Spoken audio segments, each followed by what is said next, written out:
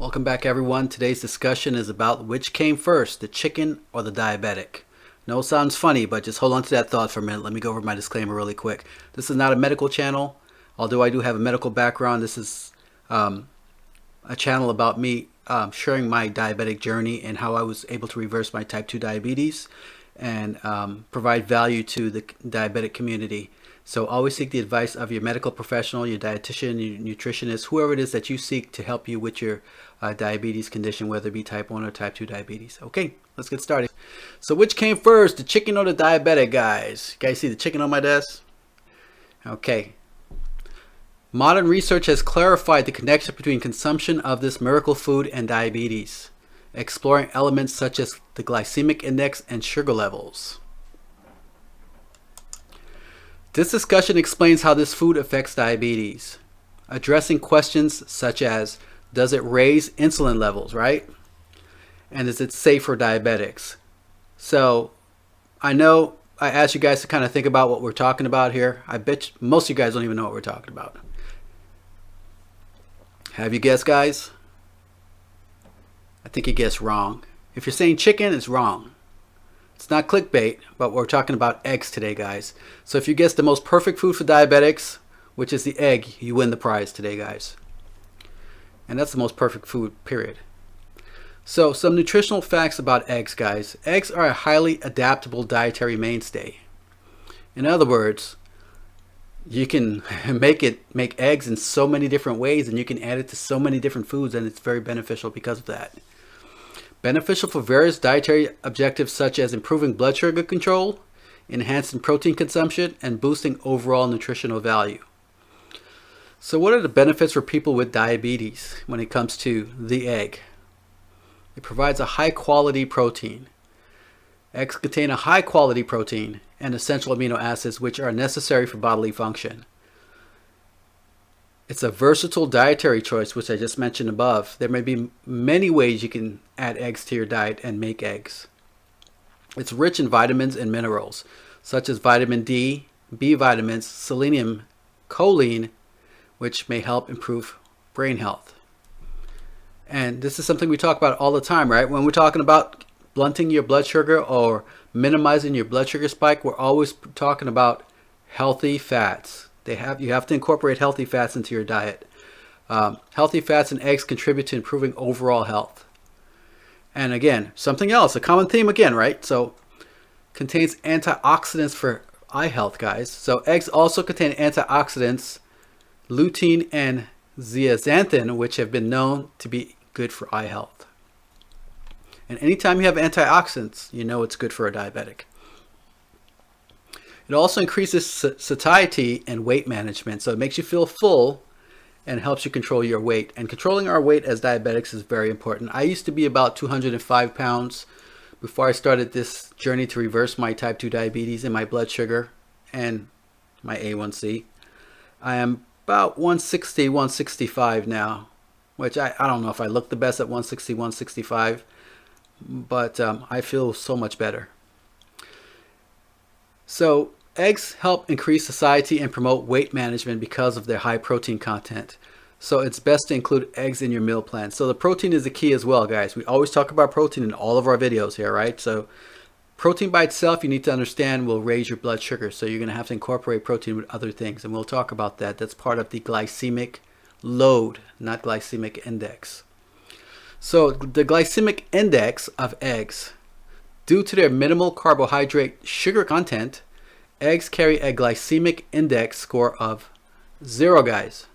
0. Hard to find, right? Unless you're eating 0. Signifying they cause minimal fluctuations in blood sugar levels. This attribute makes eggs a suitable choice for individuals with diabetes when managing their carbohydrate consumption. Even when consumed in large quantities, eggs do not result in a substantial rise in blood glucose levels. Now, a question might be, do eggs have sugar? The scarcity of eggs or scarcity of eggs contributes to their low glycemic score. I should say the scarcity of sugar in eggs. A 100-gram serving of a hard-boiled egg provides 1.12 grams of sugar. So that's 100 grams. Among fructose, lactose, maltose, galactose. Glucose is the primary monosaccharide identified in eggs, making them an ideal option for those aiming to regulate their sugar consumption. So eggs and diabetes. Are eggs okay for us diabetics is the question. The protein and beneficial fats found in eggs might assist in stabilizing insulin levels, although individual reactions can differ. So again, we go back to the word might, these suggestive words, but they're correct here because, what works for me may not work for you, or it may work better for you than it works for me, right? So, everyone's different. We're going to have to test these things like I've done. You're going to have to do the same thing and figure out what works and what doesn't work. I'm just here to put you on the right path so you're not all over the place. Stay on the path. Try the things on the path and see what works and what doesn't work and record that information so you have it up here. And that way you know how to stabilize your blood sugar. As a result, it's recommended that individuals with diabetes consult a healthcare professional, like we always say, or a dietitian to establish a balanced diet tailored to their individual health requirements and objectives. And I fully agree with that. Despite the fact that many diabetics appear to tolerate eggs well, those with diabetes should consider their personal circumstances and establish their ideal consumption level. So eggs and type 2 diabetes, guys. The investigation into whether eggs are appropriate for individuals with diabetes or if they are indeed advantageous continues to be a pretty popular subject, right? In other words, like everything else when it comes to the world of diabetes. Either it works or it doesn't work. It just depends who you're talking to, right? With me, I'm not looking at it from a scientific perspective. I give you this background information just as a baseline, and then I pretty much tell you what has worked for me, and you can give that a shot to see if it's going to work for you. I didn't have anyone help me when I was going through this journey, so I'm happy to be able to help you. So according to recent studies, eggs may have potential benefits for managing type 2 diabetes. The protein and healthy fats in eggs can improve insulin sensitivity, glucose metabolism, and blood sugar control. According to some studies, eggs may not have a significant impact on diabetes management for individuals with the condition. So you see the pros and the cons, and they're very contradictory in the statements. Just take that with a grain of salt, guys, because you're going to find it all throughout the healthcare industry. Peanut butter is good for you. Peanut butter is not good for you. Eggs are good for you. They're not good for you. Butter is good for you. It's not good for you. You're going to get that. You need to kind of sift through all the background noise and figure out what's going to work for you as a diabetic. So the protein and healthy fats in eggs can improve insulin sensitivity and glucose metabolism. However, other research suggests that consuming eggs daily may increase the risk of developing diabetes. So that's a new one, right? So if you eat eggs every day, you're going to increase the risk of developing diabetes. Well, since I've been diagnosed with type 2 diabetes, I've been eating eggs, not every day, but I'll tell you guys how I've been doing it. Most of the week I've been eating eggs, and more than they recommend, in fact. And you're going to have to work your way up to whatever works for you as well. But I'll talk about it at the end. I don't like to talk about myself until the end, until we go over all the baseline information. So you guys can consider the pros and the cons of the discussion for the day, and then we can talk about what I do, and I'll tell you whether it works or it doesn't for me. So how many eggs can a diabetic eat in one day?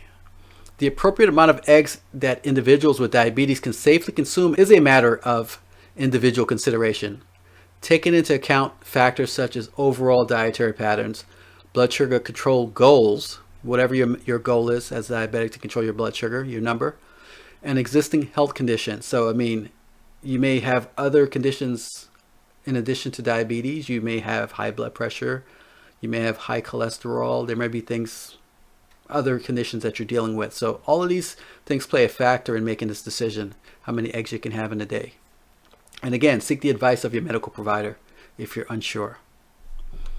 So for breakfast, how should we diabetics eat eggs? Eggs can provide a nutritious and filling start to the day, but individuals with diabetes may be concerned with the impact on their blood sugar levels. This is like everything else, guys. However, with some careful planning, it's possible to enjoy egg-based breakfasts option while managing your blood sugar effectively. So, are hard-boiled eggs good for diabetics? Boiled eggs are a great breakfast choice for people with diabetes due to their low calorie and carb content, which helps keep blood sugar levels stable. Additionally, their convenience and portability make them a practical option for busy mornings or as a quick snack throughout the day. People with diabetes may wonder how many hard-boiled eggs can they safely consume. I think we kind of just talked about that a little bit. The appropriate portion size depends on the individual factors such as nutritional needs, activity level, and blood sugar goals. Incorporating 1 or 2 hard-boiled eggs into a breakfast can be a great idea, especially when paired with high fiber foods like vegetables and or whole grains. Not processed grains, whole grains. Poached and scrambled eggs can be a good option for people with diabetes if they are prepared without excessive fat and healthy oils. So that's a challenge, right? So, I mean, I do a lot of healthy oils. I'm going to promote a lot of healthy oils to you guys. I encourage you guys to do that. But with healthy oils come a lot of calories. So you're going to have to figure this out in terms of your daily caloric intake, what is appropriate for you and what you're trying to achieve in terms of the weight that you're looking to carry. Because if you're a little overweight, like many of us, you want to lose a little bit of that weight. And when you lose a little bit of that weight, your blood sugar seems to follow, according to the doctors. Adding vegetables to scrambled eggs can provide additional fiber and nutrients, which may help improve glycemic control. I apologize, that's my cat. He thinks I'm talking to him again. He's always trying to interrupt or hijack my videos. For personalized guidance on egg intake and balanced breakfast that is diabetes friendly, it is recommended to consult a healthcare professional or registered dietitian. So in conclusion here, guys, in summary, can diabetics eat eggs? Yes, the answer is yes, as eggs are low in glycemic content, high in protein, and contain healthy fats. And I'll talk about that after.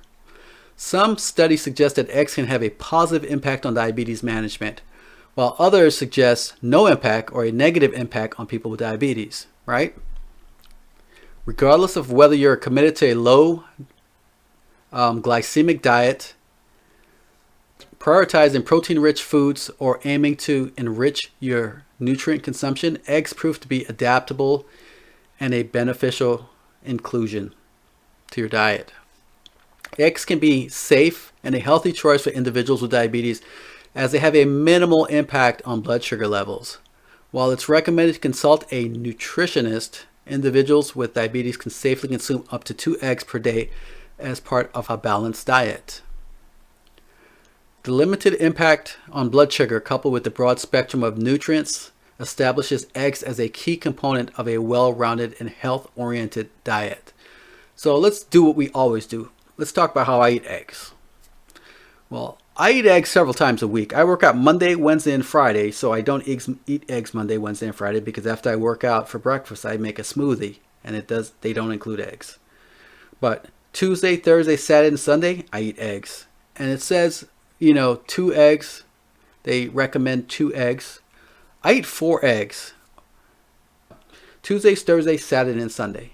So that's what, 16 eggs? I eat 16 eggs a week. I mean, I go through a week. Shoot, I go through a lot. Easy, more than a dozen eggs. We buy 2 dozen every week. And